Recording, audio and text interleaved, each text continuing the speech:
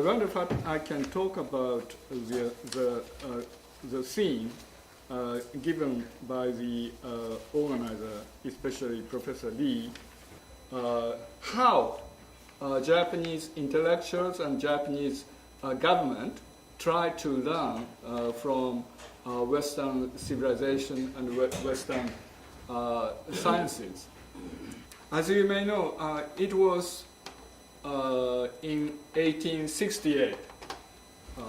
So before going into the concrete cases of the philosophers and novelists, you might know about the so-called Iwakura mission to Europe and USA, which was sent out 1871, and basically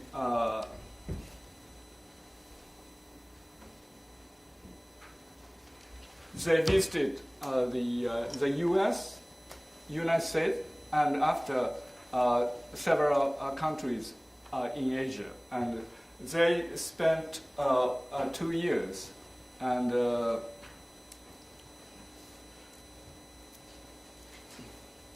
this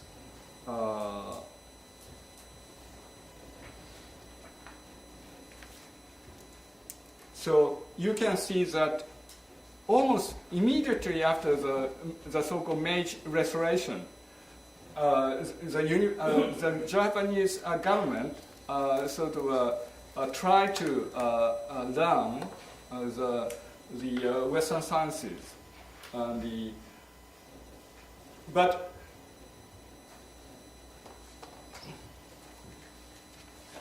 even before this delegation in 1870,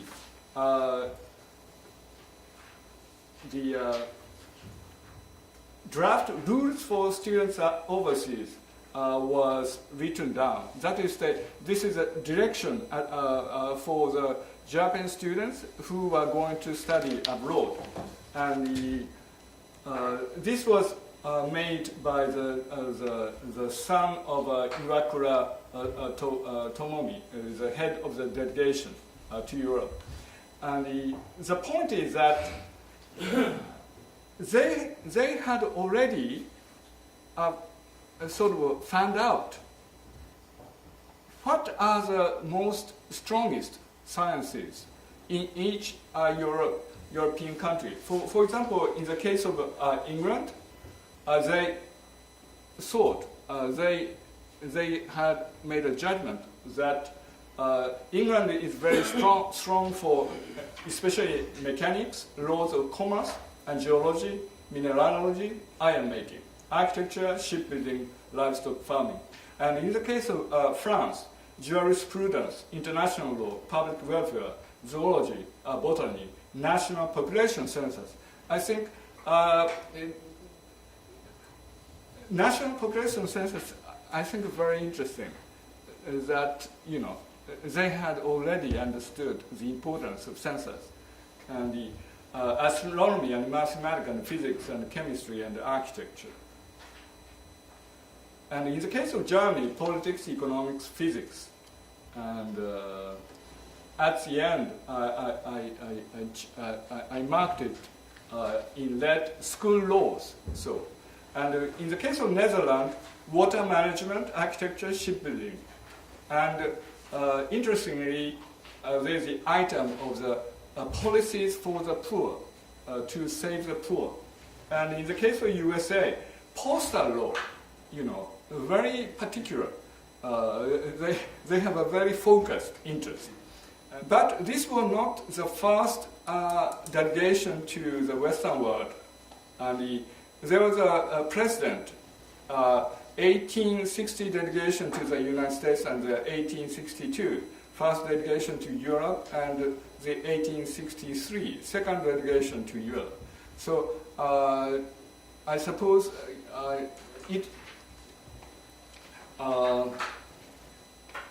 so in Japan, even before the Meiji Restoration, the so-called interest in the Dutch studies, especially during the Edo period, was very, very how do you say, active, right? Especially in Nagasaki, right? So, in this sense, the Japanese attempt to learn from the West is a continuation from their what was already happening in the during Edo period, but particularly, of course, after the Meiji Restoration, this need became really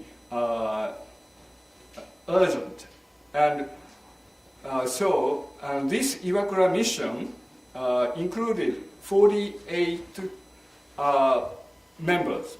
That means politicians and high-ranking officers, and plus 18 retainers, the people who helped the members. Also, this mission included 43 students, and these students were left behind in Europe. And so one of them was a Nakai Chomi, a philosopher who was left in France and to study about, for example, Rousseau's political philosophy. And so let's see, they went to the USA first and stayed there 8 months, and England 4 months, and France 2 months, and Belgium, Netherlands, Germany 3 weeks, Russia 2 weeks, and then Denmark, Sweden, Italy, Austria, Switzerland. So in total 12 countries in Europe. And on their way back, Egypt and Asian countries under European control. Ceylon, Singapore, Taiwan, Hong Kong, and Shanghai. And there are lots of interesting things, but I'd like to emphasize the last quote, understood that this was mainly due to the industrial revolution. So that it is a very recent thing. So in other words, they came to think that they can succeed in the similar industrial development. It is not difficult for Japan to catch up with European countries in other regards too. That is to say, making the level of living for the general public higher. So, so here I'd like to sort of bring. I would like to bring into focus that the Japanese sort of interest and attempt to learn from the West is very sort of a concrete and not simply a general thing. So they had a very concrete and focused interest according to different fields of sciences. It refers to the fact that Japanese philosopher Nishida sort of started out with the same philosophical stand of pure experience. And so, in a word, Nishida found James's idea of pure experience very close to Zen Buddhism ideas, worldviews.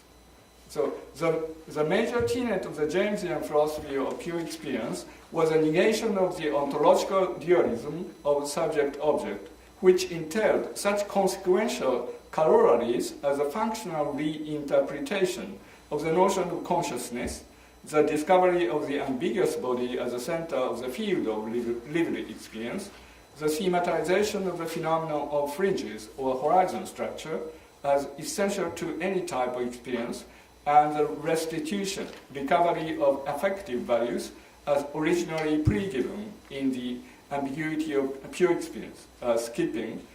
Japanese modernization was carried out under the national slogan of Japanese spirit, Western techniques.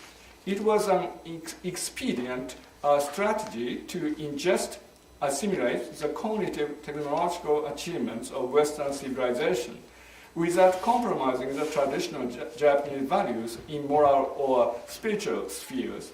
As Thomas Kasulis has clearly pointed out, what is implicitly presupposed in this manner of coping with the influx of Western thought is, however, the philosophical legitimacy as well as the possibility of bifurcating fact and value into the two separate domains, regulated by two different modes of reasoning.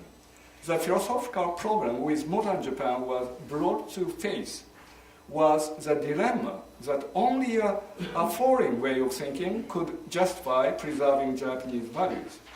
The historical significance of this slogan of Japanese spirit and Western technique should be recognized rather in the fact that the universal problem of where to place modern science and technology in the totality of culture became urgent for the Japanese almost overnight in the form of military threats from the American battleship.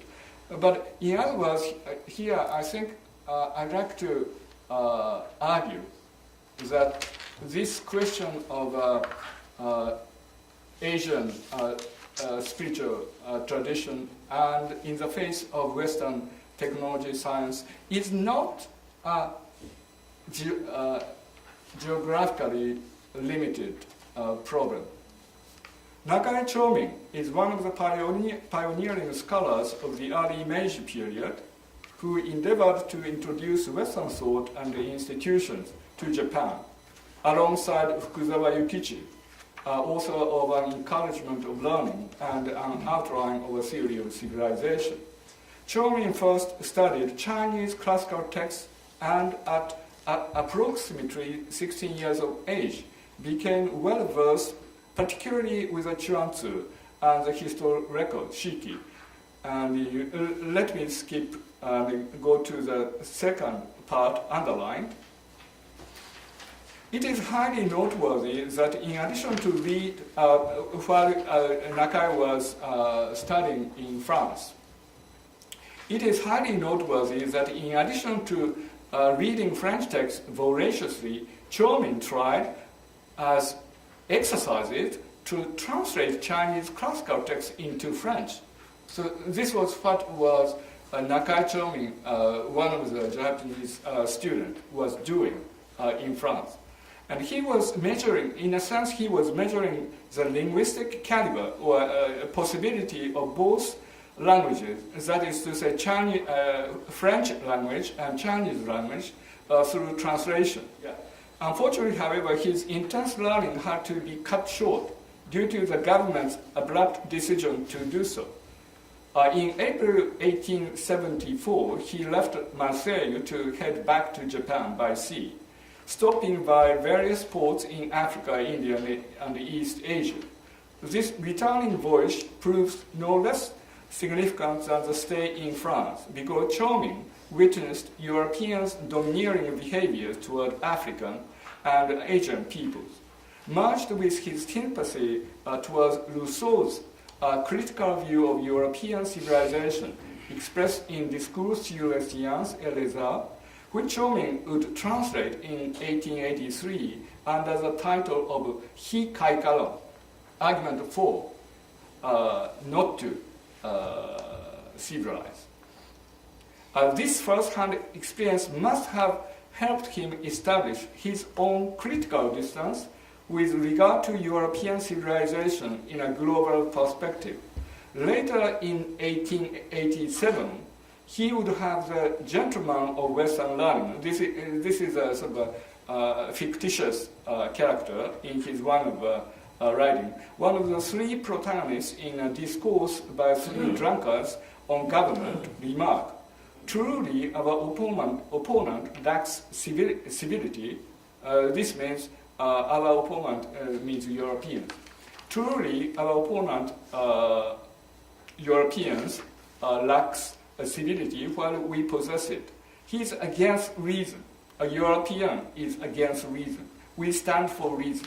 His so-called civilization is nothing but barbarism, and our so-called barbarism is the essence of civilization itself. Even if he gets angry and indulges in violence, what can he do if we smile and adhere to the way of humanity? Nakai Choming is known as a translator of Rousseau's social contract. And but on the other hand, he had been really interested, and he has been studying Chinese classics and Confucian texts.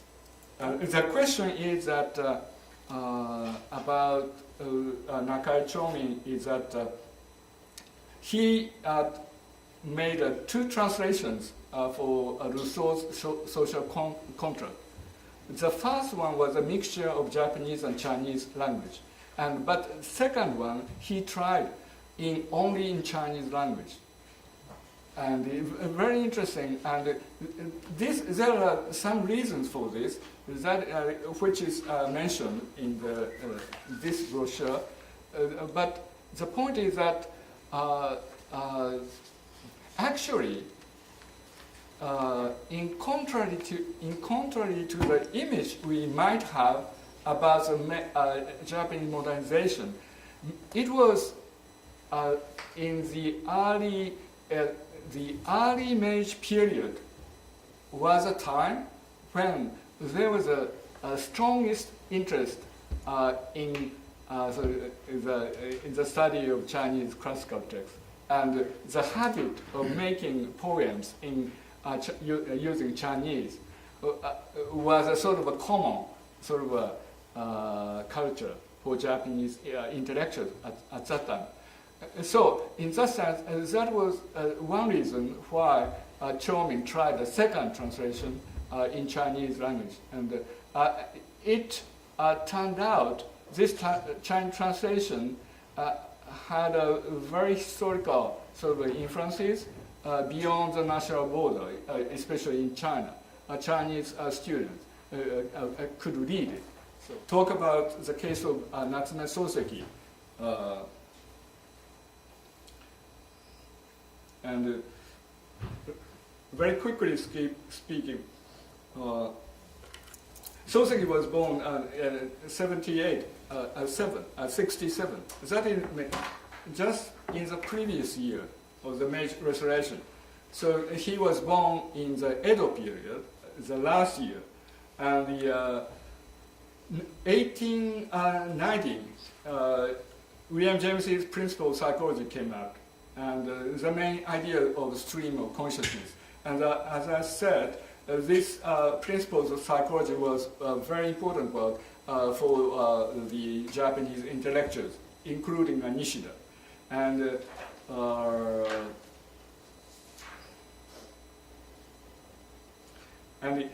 after graduating from Tokyo Imperial University, studying English literature and teaching English at high schools, in local cities, Matsuyama and Kumamoto.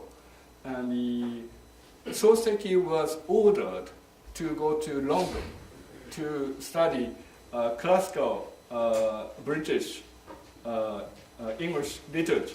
But he falls seriously ill, mentally. He experienced a mental crisis.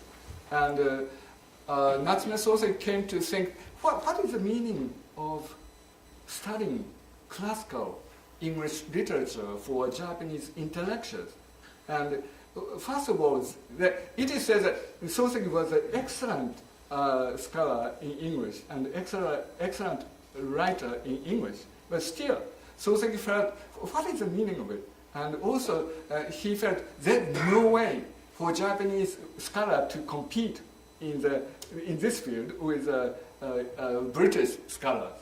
But the question was, so what is literature in the first place? So not simply trying to learn Western literature, Soseki felt and think by himself that what is literature? What kind of significance writing a fiction have for human beings in the first place? So, and Soseki faced this kind of questions, and he almost underwent a mental crisis, and